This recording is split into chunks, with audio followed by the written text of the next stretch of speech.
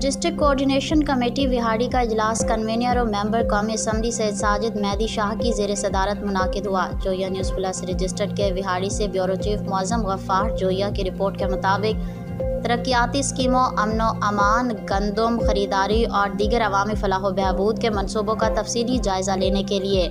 DC का माहाना इजलास, जिसमें डिप्टी कमिश्नर बिहाड़ी Syed Asif Hussain Shah, district police officer बिहाड़ी मंसूर अमान, सैयद मेहदी शाह, कन्वीनर साबिक मेंबर कौमी असम्बली सईद अहमद खान मनैस,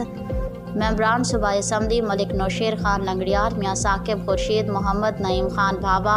मोहम्मद यूसुफ कसेला, चौधरी फ़कीर अहमद अराई, साबिक मेंबरान सूबाई assembly Khalid Mahmood Dogar, Asif Saeed Manais, ticket holder Muslim League Noon Mian Khaliq Nawaz अराई और MNA तहमीना दौलताना के नुमाइंदे ने शिरकत की। इजलास में तरक्याती स्कीमों, अमन-ओ-अमान, गंदम खरीदारी और दीगर अवामी फलाह व बहबूद के मनसूबों का तफसीली जायज़ा लिया गया।